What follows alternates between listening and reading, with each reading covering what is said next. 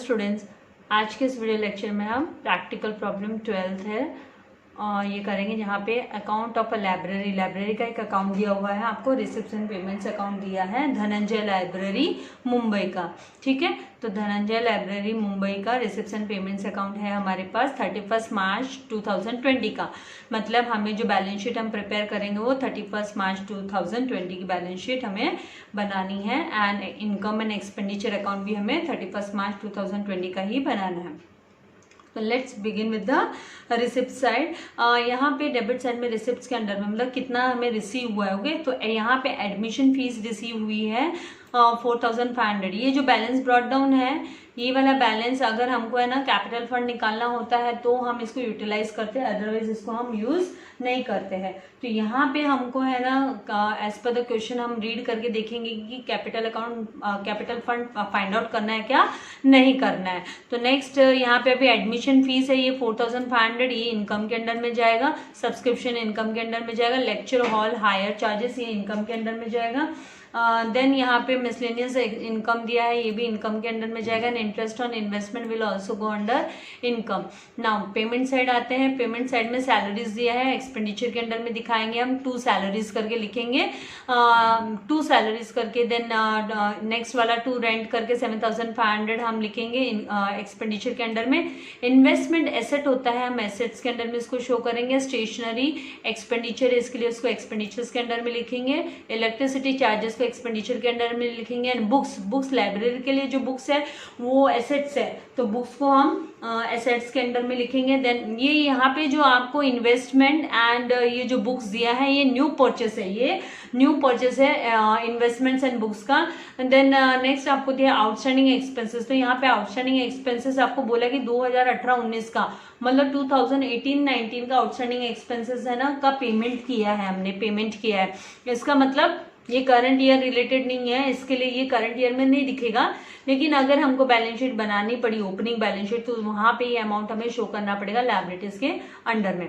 Then the next is what balance carry down. तो ये हमारा कैश बैलेंस है, तो इसको हमको जो नई बैलेंस शीट, हम न्यू बैलेंस शीट मतलब 2020 के 31 मार्च 2020 का जो बैलेंस शीट प्रिपेयर करेंगे हम वहां पे इसको 4650 को कैश करके हम शो करेंगे।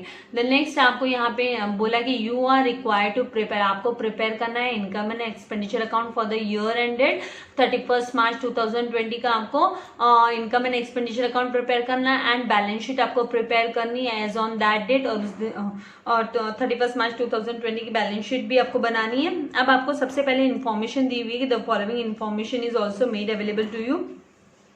With the help of these information and with the help of receipts and payments account हमें income and expenditure account and balance sheet prepare करनी है। तो यहाँ पे सबसे पहले जो हमें इन्फॉर्मेशन दी उसमें बोला है कि on 31 March 2019 the library had the following assets. मतलब इनके पास ये है ना, ये जो धनंजय की लाइब्रेरी है उसमें फॉलोइंग एसेट्स थे, राइट। तो ये मतलब ये जो आपका ये जो 31 मार्च 2019 और हमें बनाना है 31 मार्च 2020 का, मतलब ये लास्ट ईयर की बैलेंस शीट थी, राइट। क्लोजिंग डेट जो होती है फाइनेंशियल ईयर की क्लोजिंग डेट 31 मार्च 2019, तो ये वो बैलेंस शीट के बैलेंसेस है। तो ये जो बैलेंस आप है ना 1 अप्रैल को अगर आप यूज करते हो 1 अप्रैल 2019 को, तो उसको हम ओपनिंग बैलेंसेस बोलते हैं, राइट। ओपनिंग बैलेंसेस बोलते हैं। तो अगर यहाँ पे हमें कैपिटल फंड नहीं दिया है तो मतलब हमको है ना ओपनिंग बैलेंस शीट बनानी होगी।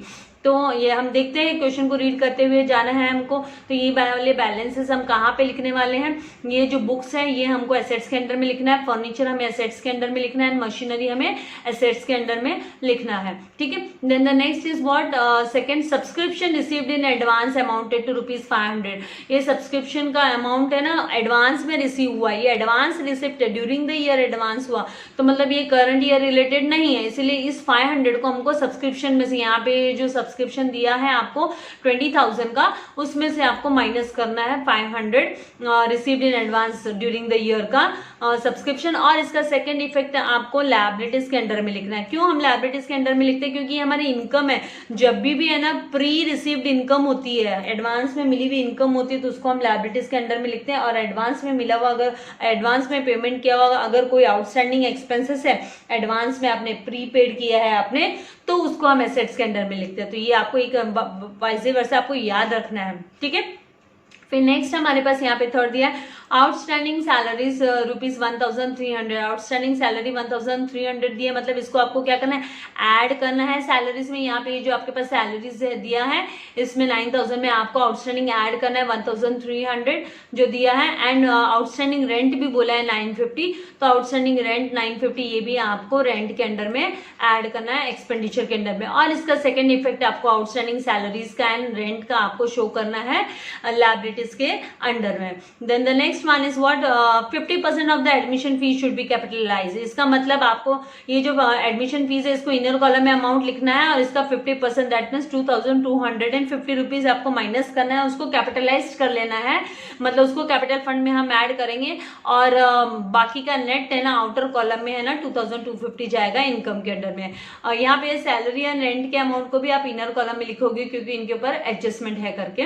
Then the next is what furniture to be depreciated at 10%। तो आप क्या करोगे, फर्नीचर ये जो आपको ओपनिंग फर्नीचर का बैलेंस दिया 6500 राइट, ये 6500 एज वेल एज आपको यहाँ ये 6500 पे आपको 10% का डेप्रिसिएशन कैलकुलेट करना है और यहाँ से 10% आप जब एसेट में लिखोगे 6500 तो 10% मतलब 650 आप माइनस करोगे एसेट्स में फर्नीचर में से और उस 650 का आप सेकेंड इफेक्ट है ना यहाँ पे एक्सपेंडिचर के अंडर में भी शो करोगे। नॉन कैश एक्सपेंडिचर है बट हमें शो करना होता है depreciation. Okay, then the next one is what 6.1 यहाँ पे library books were purchased on 1 April 2019। आपको बोला है कि लाइब्रेरी बुक कब परचेस हुई, तो यहाँ पे ये देखिए ये बुक्स का जो पेमेंट्स के अंदर में बुक्स दिया मतलब ये 1 अप्रैल 2019 को परचेस हुई, मतलब है ना यहाँ पे ये बिगिनिंग में ईयर के बिगिनिंग में ही आपने 5000 का स्टॉक परचेस कर लिया था राइट, लाइब्रेरी का बुक्स का स्टॉक आपने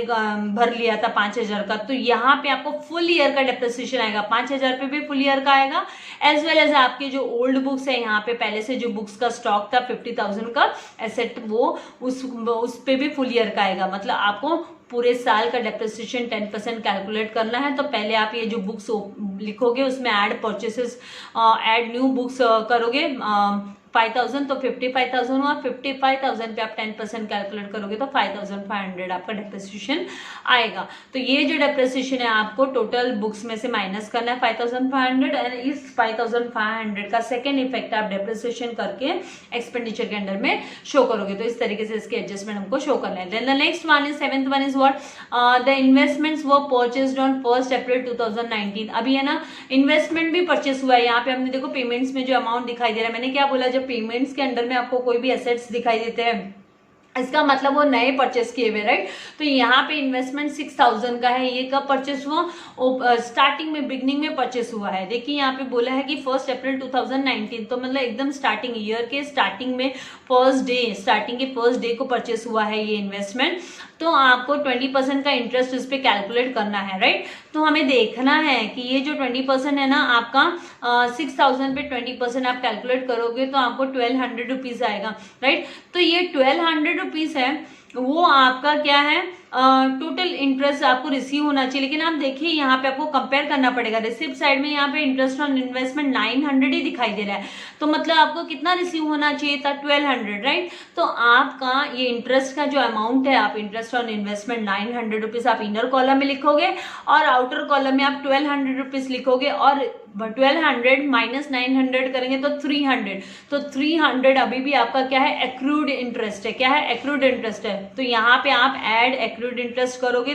300 मतलब इसको जब आप इनकम के अंडर में लिखोगे तो वहां पे आप ऐड एक्रूड इंटरेस्ट करके आप लिखोगे, प्लस दूसरा इसको आपको इन्वेस्टमेंट में भी 300 ऐड करना पड़ेगा क्योंकि वो आपका एक्रूड है, बकाया है, आउटस्टैंडिंग है, आपको अभी तक रिसीव नहीं हुआ है। तो इस तरीके से आपको ये इफेक्ट्स दिखाने हैं और फिर बाद में सारे इफेक्ट प्रॉपर्ली बताने के बाद में अब यहाँ पे देखिए आपको कहीं पे भी कैपिटल फंड की बात आई नहीं आई, यहाँ पे कहीं पे भी कैपिटल फंड नहीं आया, आपको अमाउंट नहीं दिया। इसका मतलब ये जो आपको सारे ओपनिंग बैलेंसेस दिए ना उसको यूटिलाइज करते हुए आपको balance sheet opening balance sheet बनानी है 1 अप्रैल 2019 की। तो ये वाले जो है ना सारे आप बैलेंसेस यूज करोगे, बुक्स वाला, फर्नीचर वाला, ओपनिंग बैलेंस, मशीनरी का 30,000 और यहाँ से आपको रिसिप्ट्स एंड पेमेंट्स में से क्या क्या लेना है। देखो रिसिप्ट्स एंड पेमेंट्स में से ये जो बैलेंस ब्रॉट डाउन है 5000 का वो कैश करके आपको एसेट के अंडर में लेना है, ठीक है। फिर आप है ना पेमेंट साइड में देखिए, यहाँ पे आइए, पेमेंट साइड में यहाँ पे आपको आउटस्टैंडिंग एक्सपेंसेस दिया है और वहां पे मेंशन किया कि 2018-19 का है, तो लायबिलिटीज के अंडर में ये 500 रुपीज आपको, ये भी आपको इसका इफेक्ट भी आपको ओपनिंग बैलेंस शीट में शो करना है। और फिर उसके बाद में आप सारे एसेट्स को टोटल करोगे और उस टोटल में से ये जो आपका जो लायबिलिटीज है ये वाला 500 वो माइनस करोगे तो आपका बैलेंसिंग फिगर कैपिटल फंड आ जाएगा। तो इस तरीके से मतलब यहाँ पे आपको बोला नहीं कि ओपनिंग बैलेंस शीट बनाओ, लेकिन आपको अपने सम को कंप्लीट करने के लिए on you have to understand कि ओपनिंग बैलेंस शीट बना के आपको कैपिटल फंड फाइंड आउट करके फिर ये सम को सॉल्व करना है। अगर आपने कैपिटल फंड नहीं निकाला तो आपका ये जो आपका आप इनकम एक्सपेंडिचर बनाओगे वो तो हो जाएगा कवर अप, लेकिन आपकी बैलेंस शीट नहीं बन पाएगी, वो टैली नहीं हो पाएगी। इसके लिए सबसे पहला टास्क आपका क्या होगा, आपको ये जो ओपनिंग बैलेंस शीट है वो भी आपको बनानी जरूरी है, ठीक है। तो फिर आइए, मैंने फॉर्मेट रेडी रखा है, तो 1 बाय 1 हम रिसिप्ट साइड से सम को सॉल्व करना स्टार्ट करते हैं। सबसे पहले हम रिसिप्ट साइड का जो हमने बैलेंस ब्रॉट डाउन दिया है उसको मैंने बैलेंस शीट बनाई है, ओपनिंग बैलेंस शीट, क्योंकि हमने क्वेश्चन रीड किया तो हमें पता चल गया कि हमें बनाना है opening balance sheet capital fund निकालने के लिए। तो ये जो बैलेंस ब्रॉट डाउन का अमाउंट है वो हम नोट डाउन कर लेते हैं, क्योंकि कभी कभी ये आपको एडिशनल इन्फॉर्मेशन में ये कैश करके दिया भी रहेगा और कभी कभी ना ही भी दिया हो, तो आपको इसका यूज़ है ना रिसिप्ट्स एंड पेमेंट्स के यहाँ से करना होगा। तो यहाँ पे आप है ना कैश करके आप 5000 लिख लोगे। फिर बाद में नेक्स्ट जो आपको दिया एडमिशन का दिया है, एडमिशन फीस। एडमिशन फीस जैसे हमने डिस्कस किया कि ये हमें इनर कॉलम में अमाउंट लिखना है, क्योंकि यहाँ पे इसके ऊपर एडजस्टमेंट है, यहाँ पे कैपिटलाइज का इफेक्ट आने वाला है। तो एडमिशन फीस हम इस तरीके से इसका जो अमाउंट दिया 4500 हम इनर कॉलम में लिख लेंगे। फिर नेक्स्ट हम आते हैं सब्सक्रिप्शन पे, तो सब्सक्रिप्शन को भी हमें बाय सब्सक्रिप्शंस करके इनर कॉलम में ही लिख लेना है, बाय सब्सक्रिप्शंस। अब आप सोचोगे कि है ना मिस आप रिसिप्ट साइड तो डेबिट में दिखाई दे रहा है और आप इसको क्रेडिट साइड में इनकम के अंडर में लिख रहे हो, तो रिसीव होना मतलब इनकम होना होता है। खाली फर्क क्या है, ये जो रूल है जो अकाउंट्स को लेके, जो आपका रिसिप्ट्स एंड पेमेंट्स अकाउंट है वो आपका रियल अकाउंट है, एंड ये जो है ना आपका इनकम एंड एक्सपेंडिचर ये नॉमिनल अकाउंट है। तो रियल अकाउंट का रूल आपको पता है कि डेबिट व्हाट कम्स इन, इसीलिए जितने भी अमाउंट आ रहे हैं मतलब रिसीव हो रहे हैं उनको हम डेबिट साइड रिसिप्ट्स के अंडर में लिखे हैं। और ये हमारा नॉमिनल अकाउंट होने की वजह से नॉमिनल अकाउंट का जो रूल है debit all expenses and losses, credit all incomes and gains. तो ये हमारी इनकम है, रिसीव होना वाला इनकम होना, राइट। इसीलिए हम क्रेडिट साइड में इस अमाउंट को हम लिख रहे हैं। और वैसे भी आप प्रैक्टिस करते हुए ध्यान में रखो कि आपको क्रॉस साइड जाना है, आपको क्रॉस साइड जाना है। रिसिप्ट्स को आपको इनकम के अंडर में लिखना है, पेमेंट्स को आपको एक्सपेंडिचर के अंडर में लिखना है। और जो रिसिप्ट्स में जो भी अगर रिलेटेड एसेट्स रिलेटेड अगर आपको कोई पेमेंट के अंडर में दिखाई दे रहा है, मतलब आपने परचेस किया तो पैसा दिया, लेकिन आपने परचेस करके एसेट खरीदा तो एसेट को आपको एसेट के अंडर में लिखना है, राइट। तो इस तरीके से आपको इसके इफेक्ट दिखाना है। यहाँ पे आप सब्सक्रिप्शन, और सब्सक्रिप्शन में हम जो अमाउंट दिया है हमें 20,000 इनर कॉलम में लिख लेते हैं, क्योंकि हमें पता है इस पे आउटस्टैंडिंग का इफेक्ट आने वाला है, राइट। फिर नेक्स्ट दिया हुआ है लेक्चर हॉल, तो बाय लेक्चर हॉल करके हम by lecture hall hire charges जो रिसीव हुए हैं उसको आप डायरेक्टली आउटर कॉलम में लिख सकते हो, बिकॉज इनके ऊपर कोई भी एडजस्टमेंट नहीं है। तो 4200 आप आउटर कॉलम में इस तरीके से लिख लोगे। नेक्स्ट आपको जो दिया है मिसलेनियस इनकम, तो बाय मिसलेनियस इनकम करके बाय MISC करके डॉट कर दोगे मिसलेनियस इनकम, और इस अमाउंट को भी आउटर कॉलम में 250 रुपीज़ को लिख दोगे इस तरीके से, ठीक है। फिर उसके बाद में आपको interest, bye interest on investment, तो बाय इंटरेस्ट ऑन इन्वेस्टमेंट, ठीक है, NVT लिख सकते हैं हम। और इस अमाउंट को आप इनर कॉलम में लिखोगे 900 को, क्योंकि पता है आपको यहाँ पे एक्रूड इनकम का इंटरेस्ट का इफेक्ट आने वाला है, ठीक है। तो इस तरीके से रिसिप्ट साइड हमने पूरा नोट डाउन कर लिया। अब हम आते हैं पेमेंट साइड में, तो पेमेंट साइड में सबसे पहले सैलरीज दिया हुआ है आपको, तो सैलरी को भी आप इनर कॉलम में ही अमाउंट लिख लोगे 2 सैलरीज करके, क्योंकि इसके ऊपर आउटस्टैंडिंग का इफेक्ट है, क्वेश्चन रीड किया है उसके हिसाब से। अभी तो हार्ड कॉपी नहीं है, नहीं तो हार्ड कॉपी में तो आप मार्किंग करके रख सकते हो, राइट। फिर नेक्स्ट आपको रेंट दिया तो टू रेंट लिखोगे और इसके ऊपर भी आउटस्टैंडिंग का इफेक्ट है, राइट। तो यहाँ पे 7,500 भी आप इनर कॉलम में लिख लोगे एक्सपेंडिचर के अंडर में। देन नेक्स्ट आपको जो दिया है वो इन्वेस्टमेंट है, तो उसे एसेट्स के अंडर में लिखना है आपको, तो आप इन्वेस्टमेंट और इसके अमाउंट को भी इनर कॉलम में लिखेंगे क्योंकि इसके ऊपर एक्रूड इंटरेस्ट का इफेक्ट आने वाला है। तो इन्वेस्टमेंट्स लिख लेती हूँ और टॉप में यहाँ पे 6,000, ठीक है। फिर नेक्स्ट जो आपको दिया है स्टेशनरी को आपको एक्सपेंडिचर्स के अंडर में लिख लेना है। तो यहाँ पे एक्सपेंडिचर के अंडर में 2, ये रेंट का आपको लाइन लीव करनी है, 2 स्टेशनरी, और इसका इफेक्ट आप आउटर कॉलम में दिखा दोगे क्योंकि यहाँ पे कोई भी इसका एडजस्टमेंट नहीं आने वाला है। इस तरीके से लिख लिया। फिर नेक्स्ट जो आपको दिया इलेक्ट्रिसिटी चार्जेस, तो 2,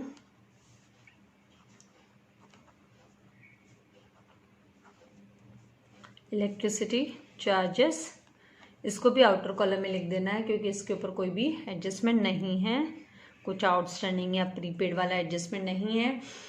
फिर आपको दिया बुक्स, बाय बुक्स है तो मतलब ये एसेट्स है, तो आपको क्या करना है, यहाँ पे लाइन लिख के नेक्स्ट उसमें आप बुक्स लिखोगे और बुक्स के ऊपर आपको पता है कि परचेसेस का इफेक्ट आने वाला है, परचेसिंग भी आने वाला है। ये जो बुक्स है ये परचेसेस का इफेक्ट है, ये नए बुक्स है, आपने तो हेडिंग बुक्स की दे दो, फिर न्यू परचेस करके लिख लो नीचे की लाइन में, न्यू परचेसेस, और ये 5,000 लिख के रख लो, जब ओल्ड वाला आपको मिलेगा तो वो। और इसके बाद आपको पता है यहाँ पे डेप्रिसिएशन का भी, तो इस तरीके से आपको एक ये टोटल के लिए आपने छोड़ दिया लाइन, और फिर ये वाले आप डेप्रिसिएशन के लिए जो माइनस होने वाला है उसके लिए आपने छोड़ दिया, ठीक है। प्रैक्टिस से हो जाने वाला है, कोई टेंशन वाली बात नहीं है। देन आपको यहाँ पे आउटस्टैंडिंग एक्सपेंसेस दिया है, तो ये तो आपको माइनस करना है। आउटस्टैंडिंग एक्सपेंसेस को क्या करना है, जो आपका ये 2018-19 का है, राइट, 2018-19 का है, तो ये मतलब आपका ऑलरेडी है ना लास्ट ईयर का है, तो ये माइनस करना है। मतलब ये जो आप यहाँ पे तो आपने बैलेंस शीट है नहीं आपकी, आप ओपनिंग बैलेंस शीट में फिर इसको क्या करोगे, अगर यहाँ पे ओपनिंग बैलेंस शीट में आप लायबिलिटीज़ के अंडर में ये अमाउंट आपको अब लायबिलिटीज़ के अंडर में लिखना है क्योंकि लास्ट ईयर का है ना, तो ये ओपनिंग बैलेंस है, राइट। तो यहाँ पे आप 500 रुपीज़ इस तरीके से लिख दोगे, ठीक है। तो इस तरीके से ये वाला इफेक्ट आ गया। उसके बाद में आपको बाय बैलेंस कैरीड डाउन दिया, तो वो आपका कैश करंट कैश है, करंट ईयर का कैश है, तो यहाँ पे आप क्या करोगे, कैश करके और आउटर कॉलम में 4,650 इस तरीके से 4,650 इस तरीके से अमाउंट लिख लोगे, ठीक है। फिर उसके बाद में आते हैं, ये सारे हमने इफेक्ट दिखा दिए, अभी आते हैं एडजस्टमेंट पे। तो एडजस्टमेंट में सबसे पहला जो बोला है वो आपको ओपनिंग बैलेंसेस रिलेटेड है, तो हम सारे ओपनिंग बैलेंसेस जो दिए हैं हमको वो 1 बाय 1 हम लिख लेते हैं। तो यहाँ पे सबसे पहले हमें जो बुक्स दिया है, तो ये बुक्स हम ओपनिंग बैलेंस वाली ओपनिंग बैलेंस शीट जो बना रहे हैं वहाँ पे हम बुक्स का 50,000 का इफेक्ट, और फर्नीचर उसका भी हम इफेक्ट दिखा देते हैं 6,500, राइट। और आपको मशीनरी दिया है, मशीनरी का भी 30,000 इस तरीके से हम लिख लेते हैं, ठीक है। और ये जो बुक्स, फर्नीचर एंड मशीनरी ये नए वाले बैलेंस शीट में भी जाएंगे, एसेट है, कुछ इसमें सेल तो हुआ नहीं है, राइट। तो सबसे पहले जो बुक्स दी हैं आपको ओपनिंग बैलेंसेस वो 50,000 आप इधर लिख लोगे। अब ये टोटल कितना हो गया आपको 55,000। आगे बाद में डेप्रिसिएशन का इफेक्ट जब पता चलेगा तभी। फिर आपको नेक्स्ट जो अमाउंट दिया वो फर्नीचर का, ये वाला जो है ना फर्नीचर का भी 6,500 लिखना है, मशीनरी का भी 30,000 लिखना है। अभी ऐसे वाले समय किसी किसी में बैलेंस शीट बनी होती है और किसी किसी में ओपनिंग बैलेंस शीट नहीं दी होती है, तो यहाँ पे ओपनिंग बैलेंस शीट नहीं दी है मतलब हमको कैपिटल फंड की भी इन्फो नहीं दी है, इसीलिए हम बना रहे हैं। क्वेश्चन रीड किया तो हमको कैपिटल फंड कहीं नहीं दिया, अगर कैपिटल फंड दिया होता तो फिर हमको बैलेंस शीट एटलीस्ट नहीं बनानी होती, लेकिन ये है मन जो अमाउंट है ना ओपनिंग बैलेंसेस एसेट्स के वो हम जरूर लिखते, राइट। तो यहाँ पे 6,500 का आपका जो फर्नीचर उसको इनर कॉलम में आपको लिखना है क्योंकि इसके ऊपर आपको डेप्रिसिएशन कैलकुलेट करना है, ठीक है। और बाद में आपका मशीनरी जो दिया है वो मशीनरी को आप डायरेक्ट आउटर कॉलम में लिख सकते हो बिकॉज मशीनरी पे कोई भी एडजस्टमेंट नहीं है, इसीलिए 30,000 आप डायरेक्ट आउटर कॉलम में इस तरीके से लिख दोगे, ठीक है। फिर उसके बाद में हम जाते हैं सेकेंड एडजस्टमेंट पे, जहाँ पे subscription received in advance amounted to 500 बोला है। तो यहाँ पे हम क्या करेंगे, यहाँ पे minus advance during the year है, ये ड्यूरिंग द ईयर, तो साल के बीच में एडवांस रिसीव हुआ है तो वो नेक्स्ट ईयर के लिए मतलब, तो यहाँ से जब आप माइनस करोगे तो 19,500 आएगा, ठीक है। और ये जो 500 रुपीज़ है इसका इफेक्ट आपको क्या करना है, एडवांस में रिसीव हुआ है तो नई जो ओपनिंग बैलेंस, नई जो आप बैलेंस शीट बना रहे हो उसमें आपको लायबिलिटीज के अंडर मिलेगा। अब दोबारा नहीं मिलेगा ना, आपको एक बार मिल चुका है, तो आप यहाँ पे लिखोगे एडवांस सब्सक्रिप्शन, यहाँ पे पूरी डिटेल लिखोगे, सब्सक्रिप्शन रिसीव्ड, ठीक है, for next year, next year के लिए। तो इसका जो अमाउंट दिया है 500 रुपीज़ वो आप रिकॉर्ड कर लोगे इस तरीके से। फिर उसके बाद में आपको नेक्स्ट दिया है, वो दिया है 50% ऑफ एडमिशन फीस, तो आपको कैपिटलाइज करना है माइनस 50% कैपिटलाइज्ड, ठीक है। 4,500 का 50% करने के लिए यहाँ पे वर्किंग नोट में दिखा देती हूँ आपको, वर्किंग नोट 50% कैपिटलाइज्ड कितने पे, 4,500 मल्टीप्लाई बाय 50/100 करोगे आप, 0 0 कैंसिल, ये 0 और ये 0 कैंसिल, ठीक है। ये 0 एज इट इज लिखो, 5 5 25 कैरी ओवर टू 5 4 20 + 2 22, तो 22,250 आपका 50% कैपिटलाइज करना है आपका। अब यहाँ से आपको 2250 मतलब 2,250 आपको माइनस करने पे सेम ही अमाउंट आएगा ना, क्योंकि आपने आधा आधा किया है 50-50, तो स्मार्ट वर्क करना है, उसको माइनस करते हुए नहीं देखना है, ठीक है, थोड़े स्मार्ट बनना है। और ये जो 2,250 उसको हमें क्या करना है, यहाँ पे जो कैपिटल फंड आएगा ना हमारे पास नई वाली बैलेंस शीट का कैपिटल फंड, ठीक है, ये जो न्यू बैलेंस शीट है हमारी उसका कैपिटल फंड आएगा, उसमें हमें ऐड करना है, ऐड कैपिटल फंड में हम ऐड करने वाले, ये करंट ईयर रिलेटेड है ना,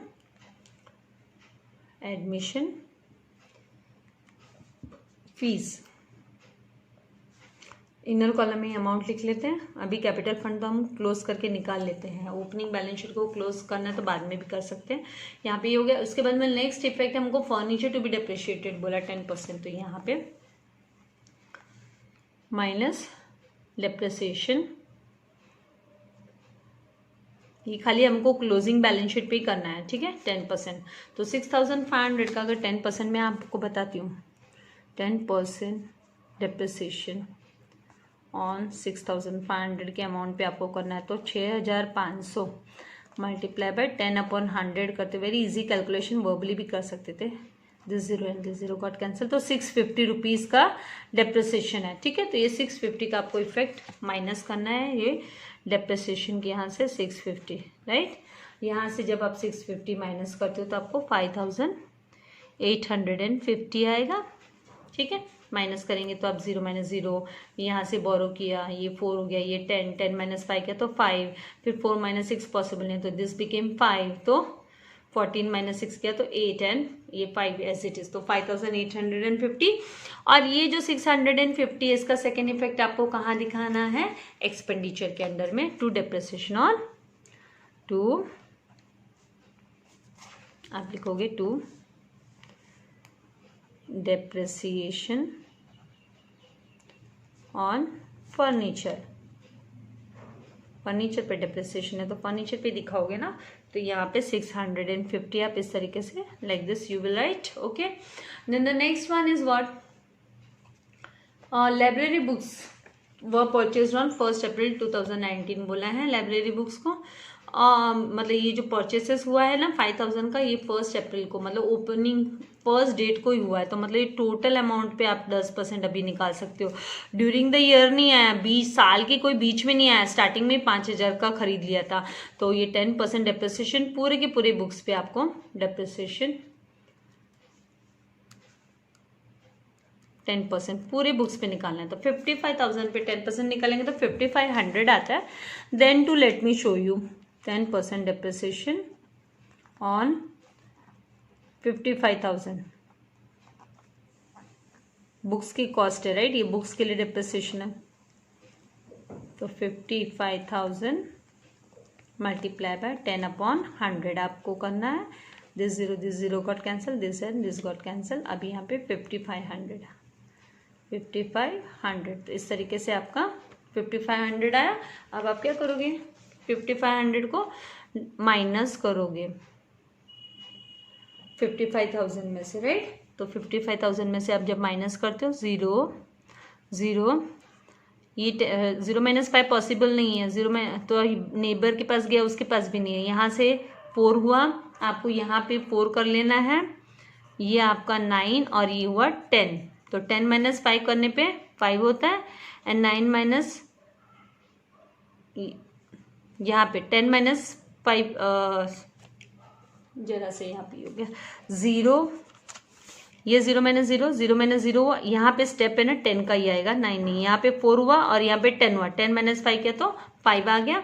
एंड देन 4 - 5 पॉसिबल नहीं है, तो यहाँ पे 4 हुआ और ये 14 - 5 करने पे आपको 9 आएगा और 4 एज इट इज लिखना है। तो 49,500 आपका क्या आता है, नेट बुक्स का अमाउंट आता है।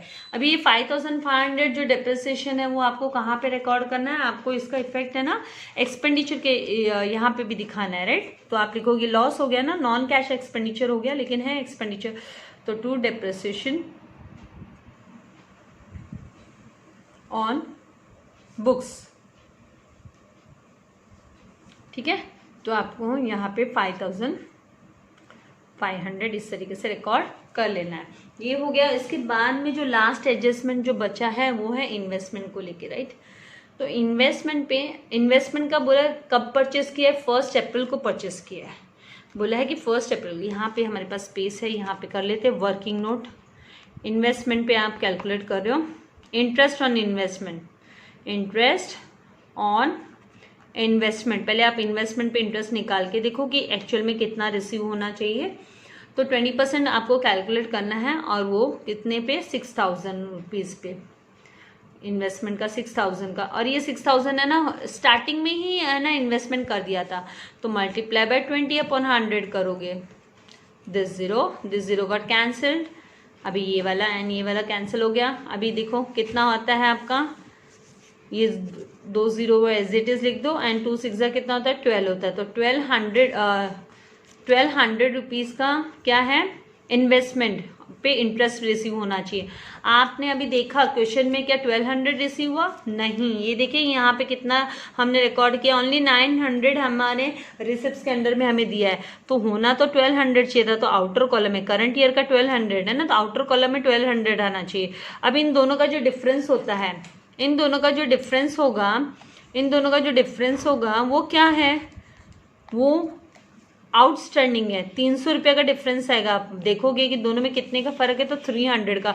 तो ये ऐड 900 + 300 करने पे 1200 बनता है, राइट। तो मतलब ऐड, ये क्या हुआ, एक्रूड इंटरेस्ट, बाकी है, बकाया है, आउटस्टैंडिंग है, हाँ ये वाला। और इस 300 का सेकेंड इफेक्ट भी फिर आपको दिखाना है। ये आपको इन्वेस्टमेंट में क्या करना है, ऐड कर देना है। तो ऐड एक्रूड इंटरेस्ट।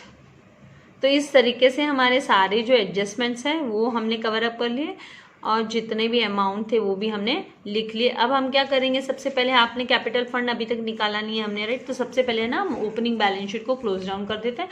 तो कैपिटल फंड निकालने के लिए क्या होता है, आप टोटल करो एसेट्स का, सारे एसेट्स के टोटल में से माइनस लायबिलिटीज करोगे तो जो बैलेंसिंग फिगर आएगा वो आपका क्या होगा, कैपिटल फंड होगा, राइट। तो फिर यहाँ पे आपका ये जितना भी ये दिया है आप टोटल करोगे तो ये आपका 91,500 होगा, 91,500। तो 91,500, इधर भी 91,500 लिखो। और यहाँ पे ये बैलेंसिंग फिगर, ये जो 91,000 है वो बैलेंसिंग फिगर है और वो आपका क्या हुआ, कैपिटल फंड हुआ। इसको हम कैपिटल फंड बोलते हैं। बैलेंसिंग फिगर ऐसे कैपिटल फंड निकाला जाता है।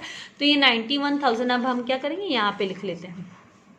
91,000 का क्या है हमारा, कैपिटल फंड है। अब सबसे पहले क्या करो, इसके बाद आप अपने इनकम एंड एक्सपेंडिचर को क्लोज करो, राइट। तो इनकम एंड एक्सपेंडिचर को क्लोज करने के लिए जब आप है ना इनकम साइड का टोटल करते हो, राइट, इनकम साइड का जब आप पेंसिल से टोटल करते हो तो ये 27,400 आएगा आपको, ठीक है। और जब आप है ना यहाँ पे आपने देखिए आउटस्टैंडिंग सैलरीज, अभी इनके इफेक्ट दिखाई नहीं, आउटस्टैंडिंग सैलरीज वगैरह का एक लाइन स्किप हो गई है, देखिए थर्ड एडजस्टमेंट स्किप हो गया। आउटस्टैंडिंग सैलरीज 1,300 दिया तो पहले add outstanding salaries, outstanding salaries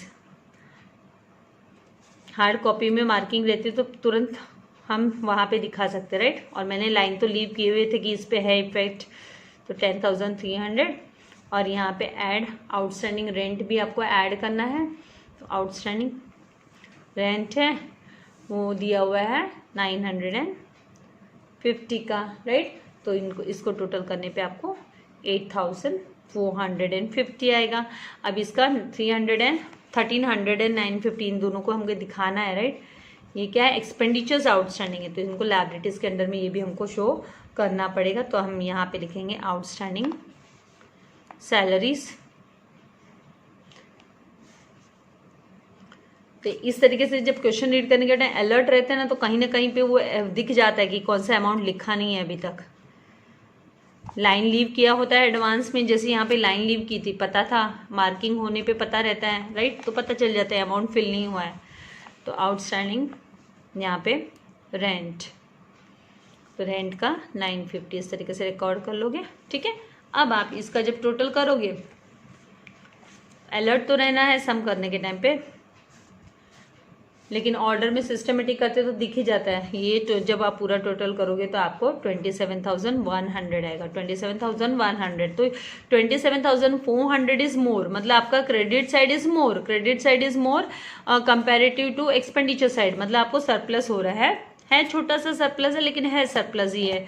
तो आप क्या करोगे, 27,400 को आप टोटल कॉलम में ले लोगे और पैरेलल साइड टोटल कॉलम के यहाँ पे 27,400 आप लिख लोगे इस तरीके से।